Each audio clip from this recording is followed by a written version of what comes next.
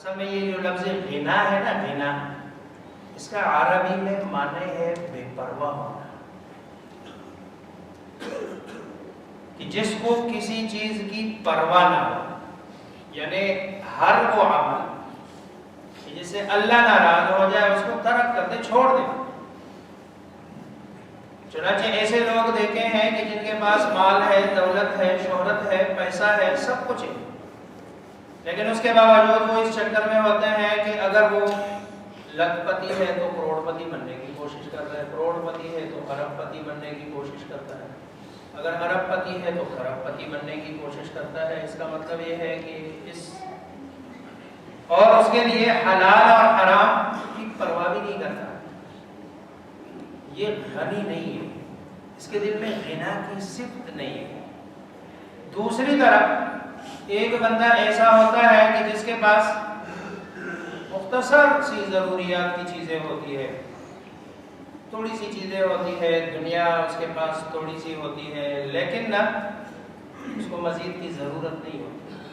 وہ مزید کے لیے وہ محنت، وہ کوشش، وہ مشقت اور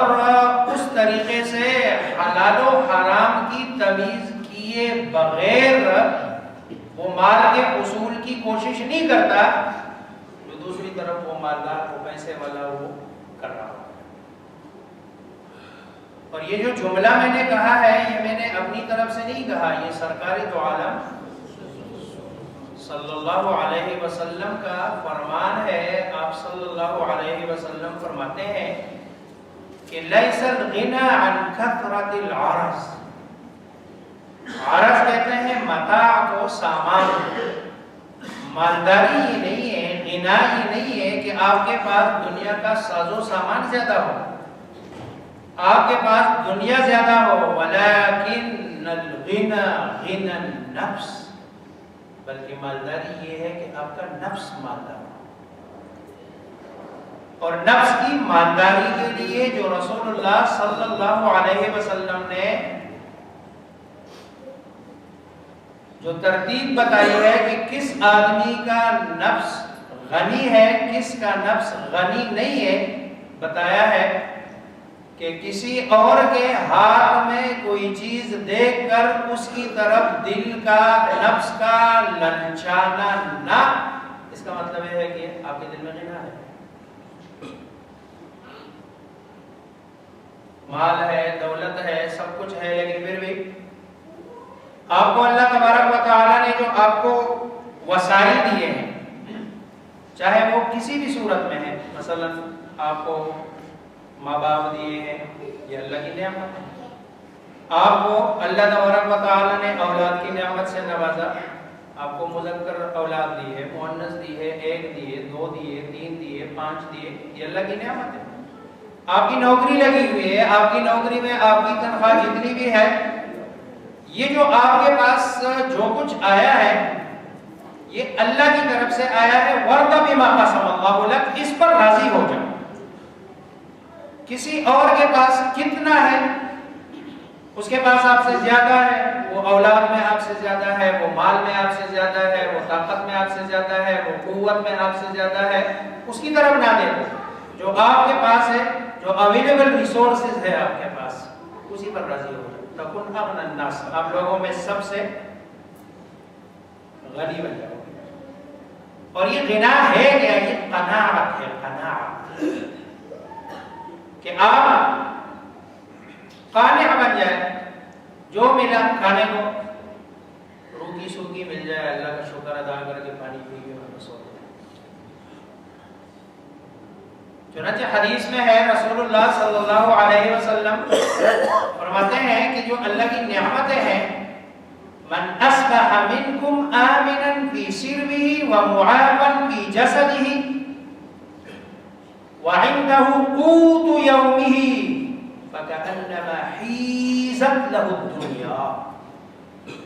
جو آدمی اپنے گھر والوں کے ساتھ اپنے گھر میں صبح کر لیتا ہے امن اور سکون کے ساتھ، اور اللہ تبارک و تعالی اس کو صحت اور سلامتی سے نوازتا ہے، صبح وہ صحت اور سلامتی کے ساتھ اٹھتا ہے، اور اس کے پاس صرف ایک دن کا کھانا موجود ہے، تو یہ ایسا ہے جیسے اللہ نے ساری دنیا کی نعمتیں اس کو دے دی۔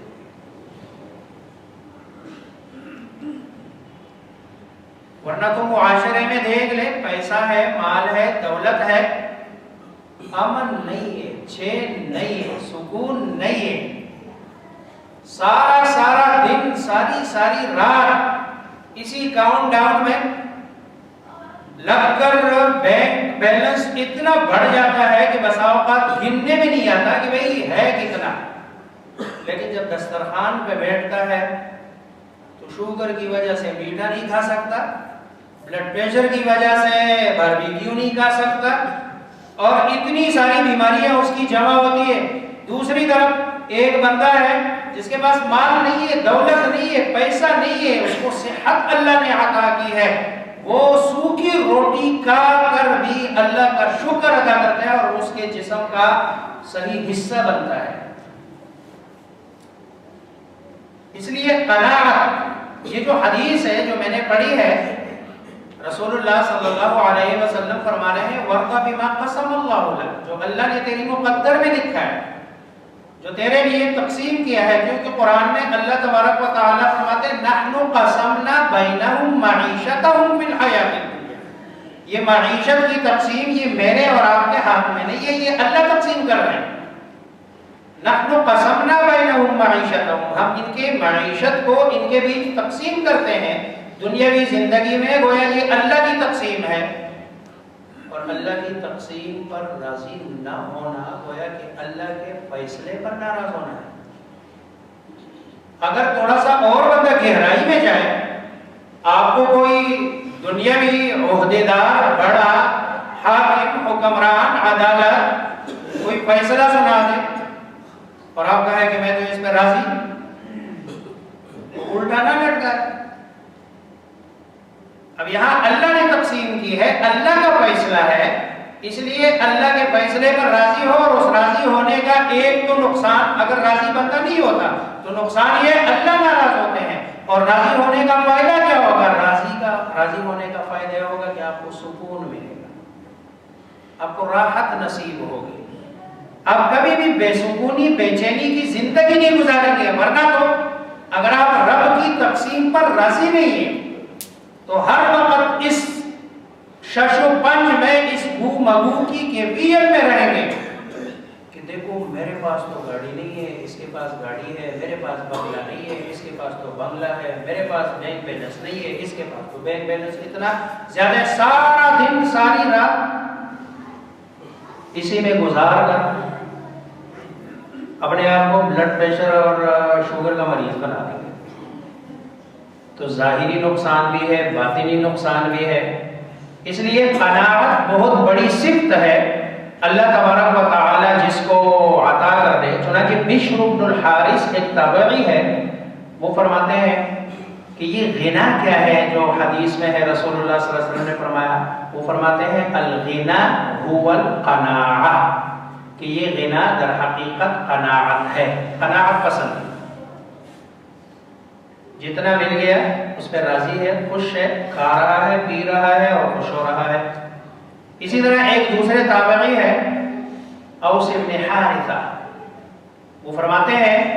رحمہ اللہ کہ خیر الغنا القناعہ، سب سے بہترین غنا اور مالداری یہ قناعت ہے۔ گویا کہ دنیا میں سب سے مالدار آدمی وہ ہے کہ جو قناعت کی صفت سے اللہ نے اس کو مزین کیا ہے۔ اور وخیر الفقر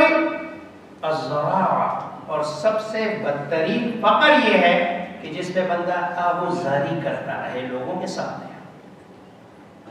گڑ گڑا رہا ہے، مانگ رہا ہے، کبھی ایک کے سامنے، کبھی دوسرے کے سامنے، ہر وقت اس کی زبان پہ صرف یہی ہے کہ بس مر گئے ہم تو بھوکے،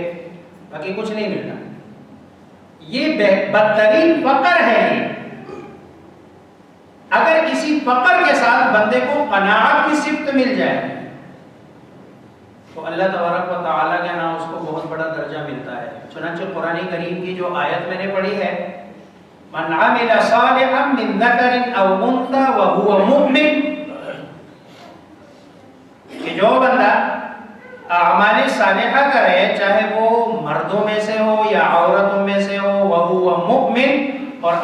صالحہ کے لیے شرط یہ ہے کہ وہ حالت ایمان میں ہو. فَلَنُحْيِيَنَّهُ حَيَاةً طَيِّبَةً، ہم اس کو حیات طیبہ پاکیزہ زندگی سے نواز دیں گے. ابراہیم نخعی کہتے ہیں یہاں جو فَلَنُحْيِيَنَّهُ حَيَاةً طَيِّبَةً سے مراد ہے قناعت. قرآن کی جو آیت ہے فَلَنُحْيِيَنَّهُ حَيَاةً طَيِّبَةً کہ ہم اس کو پاکیزہ زندگی سے نواز دیں گے، حیات طیبہ اس کو دے دیں گے. تو ابراہیم نخعی کہتے ہیں اس سے مراد قناعت ہے کہ ہم اس کو قناعت کی صفت سے نواز دیں گے. اور قناعت وہ چیز ہے لا یفنا، جس کو زوال نہیں ہے. مال کو زوال ہے، شہرت کو زوال ہے، اولاد کو زوال ہے، طاقت کو زوال ہے، لیکن قناعت وہ چیز ہے جس کو زوال نہیں ہے. مرتے دم تک آپ کے ساتھ ہی ہے، آپ تھوڑے میں راضی ہے. بلکہ ایک حدیث میں تو رسول اللہ صلی اللہ علیہ وسلم فرماتے ہیں کہ جو بندہ اپنے رب سے رزق کی تقسیم میں توڑے پر راضی ہو جائے، اللہ تبارک و تعالی اس سے اس کے توڑے عمل پر راضی ہو جاتے ہیں. یہ راضی ہو توڑے پر تو اللہ اس کے توڑے عمل پر اس سے راضی ہو جاتا ہے. لیکن اگر یہ چاہے نہیں، یہ فقر ہے بھی اور ساتھ میں ناراضگی بھی ہے، ناراضگی سے فقر ختم ہوگا نہیں لیکن اللہ کی ناراضگی ساتھ آئے گی. اور اگر بندہ راضی ہے اس پر تو دوسری طرف اللہ تبارک و تعالی فقر پھر بھی اپنی جگہ پہ رہے گا، سکون بھی رہے گا اور ساتھ میں اللہ راضی ہو جائیں گے اور اللہ تبارک و تعالی اس کے بدلے تھوڑے عمل پر اس سے راضی ہو جائیں گے. حدیث صحیح میں ہے رسول اللہ صلی اللہ علیہ وسلم کا فرمان ان اللہ یحب العبد الغنی التقی الخفی. اللہ تبارک و تعالی محبت کرتے ہیں اپنے اس بندے سے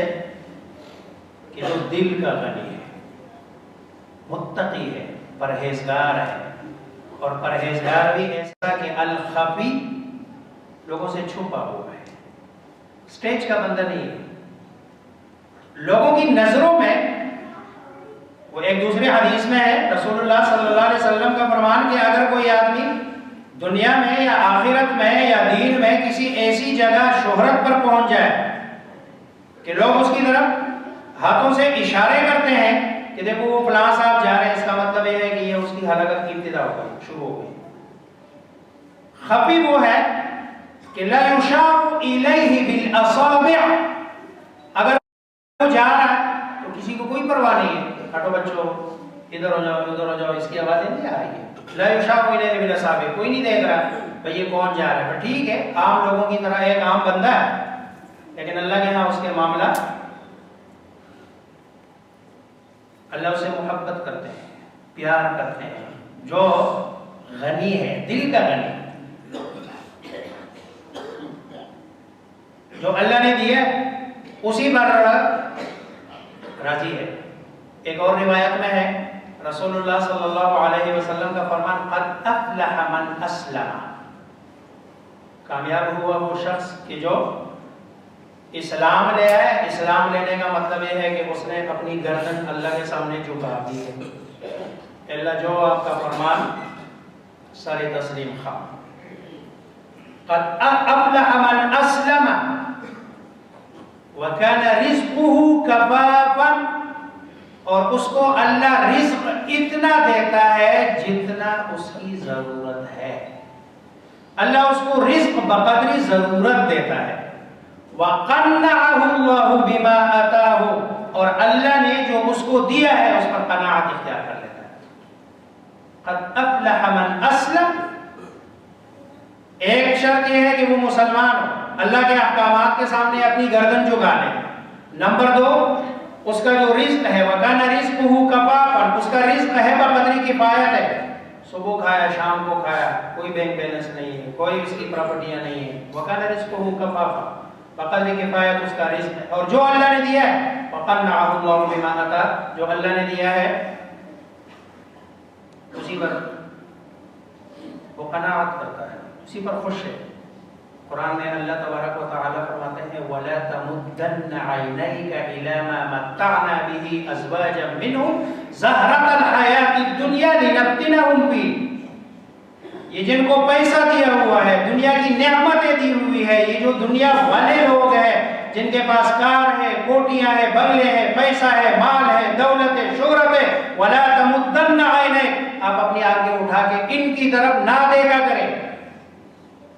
ہم نے تو یہ ساری چیزیں دی ہے لِنَفْتِنَهُمْ فِيهِ، ان کو آزمانے کے لیے، یہ تو ان کی آزمائش ہے۔ وَرِزْقُ رَبِّكَ خَيْرٌ وَأَبْقَىٰ، اور تیرے رب کے پاس جو تیرا رزق ہے وہ بہتر بھی ہے اور باقی رہنے والا بھی ہے۔ اس لیے دنیا کے معاملے میں سرکار دو عالم محمد مصطفیٰ صلی اللہ علیہ وسلم نے فرمایا کہ ہمیشہ دنیا کے معاملے میں اپنے سے نیچے والے بندے کی طرف دیکھو۔ اگر آپ کی تنخواہ 10,000 ہے اور آپ کو تکلیف ہے 10,000 میں آج کل کیسے ٹائم گزاریں گے، تو آپ دیکھ لو 5,000 والے کیسے گزار رہے ہیں، آپ 5,000 اضافی ہے، اللہ کا شکر ادا کریں۔ اگر آپ کی تنخواہ 50,000 ہے تو آپ کے لیے 50,000 بھی آپ سمجھتے ہیں کہ یہ کم ہے، تو آپ 25,000 والے کو دیکھو وہ کیسے گزار رہا ہے۔ تو دنیا کے معاملے میں ہمیشہ اپنے سے نیچے کی طرف دیکھو تاکہ شکر ادا کرنے کا مال آ جائے، پھر آپ شکر ادا کریں گے۔ اور دین کے معاملے میں ہمیشہ اپنے سے اوپر والے کی طرف دیکھو تاکہ آپ میں وَفِي ذَلِكَ فَلْيَتَنَافَسِ الْمُتَنَافِسُونَ، اسی میں پھر آگے بڑھنے کا جذبہ ہونا چاہیے کہ آپ آگے بڑھیں۔ دین کے معاملے میں اگر آپ نماز پڑھ رہے ہیں، روزہ رکھ رہے ہیں، زکوٰۃ بھی دے رہے ہیں، حج بھی کر رہے ہیں، تو دیکھو کوئی اور بندہ ہے کہ جو رفاہی کام نہیں کر رہا، اس آدمی کو دیکھو جو اس کے ساتھ نوافل کا بھی اہتمام کر رہا ہے، تو آپ اس کی طرف دیکھو تاکہ آپ میں دین کا اور اس کے مقابلہ کرنے کا جذبہ آئے۔ اور یہی چیز ہے، دنیا مقابلے کی چیز نہیں ہے، دنیا میں تو نیچے کی طرف دیکھو، جو اللہ نے آپ کو دیا ہے اسی پر صبر کر لے، اسی پر شکر کر لے، اور جو آخرت کا معاملہ ہے، دین کا معاملہ ہے، اس میں اپنے سے اوپر کی طرف دیکھ کر اس جگہ تک پہنچنے کی کوشش کرے اور اس سے آگے بڑھنے کی کوشش کرے۔ تو رسول اللہ صلی اللہ علیہ وسلم فرما رہے ہیں کہ وَرْضَ بِمَا قَسَمَ اللَّهُ لَكَ، جو اللہ نے تمہاری قسمت میں لکھا ہے، مقدر میں لکھا ہے، جو تمہیں دیا ہے اس پر راضی ہو جاؤ، تَكُنْ أَغْنَى النَّاسِ، لوگوں میں سب سے زیادہ غنی اور مالدار بن جاؤ گے۔ اللہ ہم سب کو غنی نفس کی صفت سے مزین فرما دے۔ وآخر دعوانا